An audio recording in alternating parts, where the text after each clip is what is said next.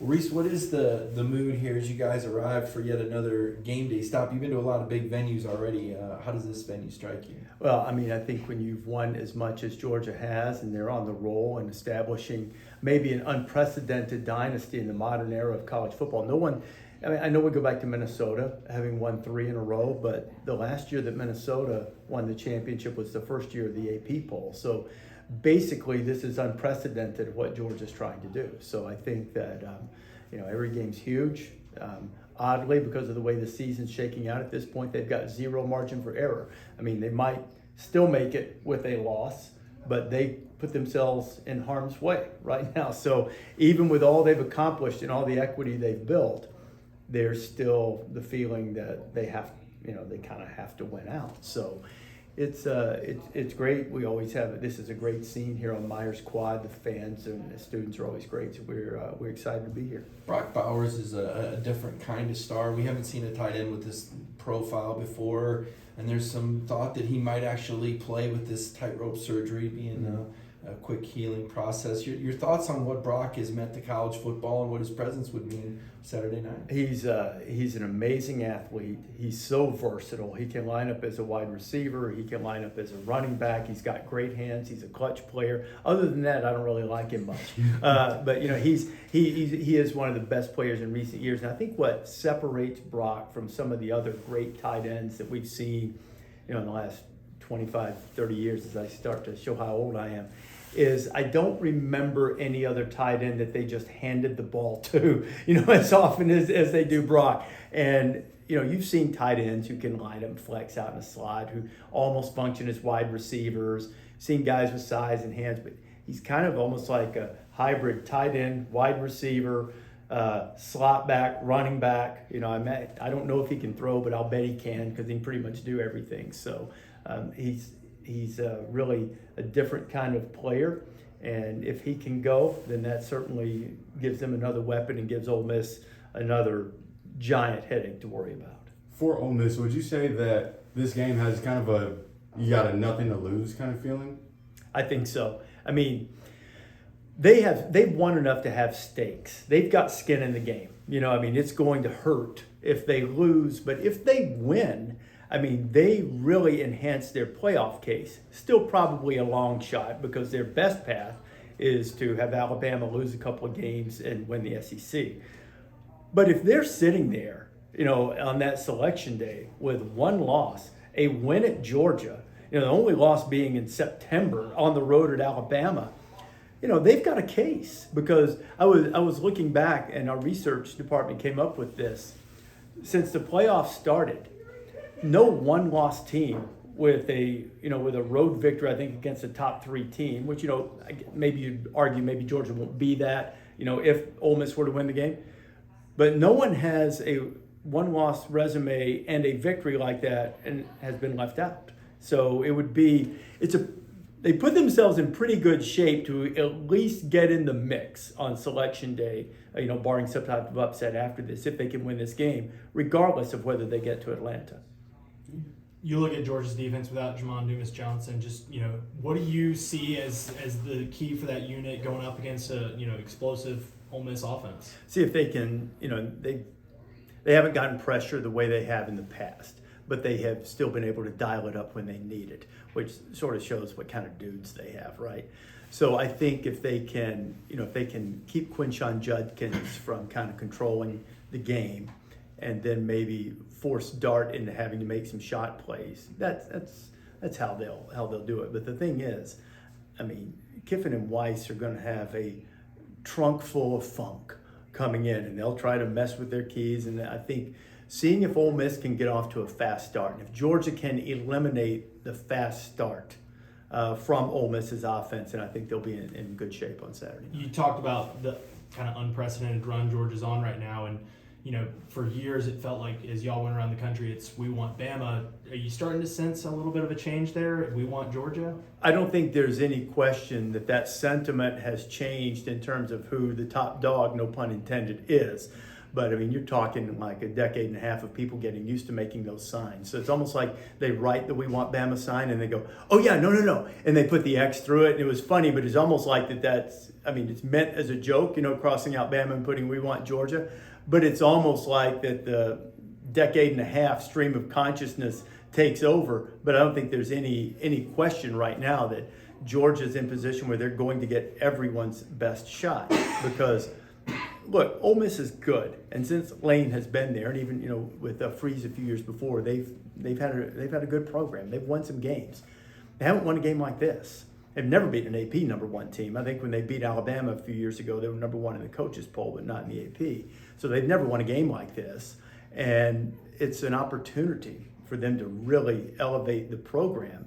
And when you are that standard, when people are trying to upset you and elevate their own program solely on the basis of beating you, that means you're the standard. And I think Georgia is. I don't think there's any question. Georgia is right now.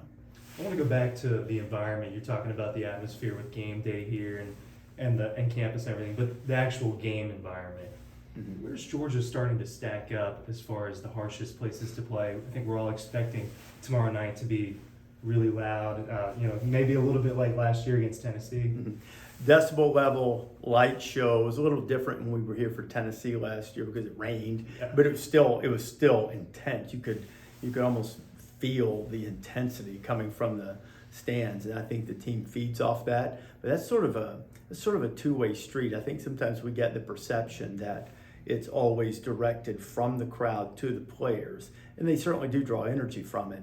But more often than not, it's going the other way. Those great players out there do something that excites those 100,000 people in the stands. And so it's kind of a circular thing. So I think that's what Georgia has going for it, is that they've always had great fans. It's always been a great place to play. But now they have this elite team, this dominant program with players doing exciting things against big-time opponents. So players do something great. Fans get excited. Fans probably set the stage early because they're excited in anticipation about the game. So it feeds on itself and it makes it really, really difficult. And I think that because of the combination of the atmosphere and the players, it's not a tougher place to play. I mean, look, you can split hairs. Michigan's a hard place to play. Ohio State, Oregon, surprisingly. I know Georgia scoffed at it because of last year, but that's a hard place to play. Now, Washington's a really difficult place to play. Alabama's a tough place to play. But right now, because Georgia's been the best team, and they've got a great atmosphere, stadium's great. I still remember that night game against Notre Dame with the lights and everything. That was, it's a tremendous atmosphere, and it's a big advantage for them at home. What's Georgia's biggest challenge right now? Complacency, pressure. You always say the little cliches that coaches like, pressure's privilege and all of that kind of stuff, but there is a cumulative effect when you are expected to win, and you are expected to win every time, no matter the opponent, no matter the stage, no matter the situation, no matter if Brock Bowers is out, no matter if Dumas Johnson's out, doesn't matter. You're Georgia, you're supposed to win. And I think that can weigh on teams, particularly if a game gets close late. The good news is for Georgia, that's happened a few times this year, and they've answered the bell every time. So I think that shows a great deal of maturity. I think it shows that the coaching staff has done a good job in leading the players and alleviating as much of that pressure as they can. I mean, they made winning plays against Missouri Saturday when Missouri was threatening them. But I think that's the biggest challenge. I don't think, to be honest, that there's this big separation like there was last year. Maybe there wasn't a big separation between Georgia and Ohio State. And even though Michigan got upset, not really between Georgia and Michigan last year either. There was with TCU, clearly. But there was a separation. It felt like Georgia was the team. And I don't see that this year.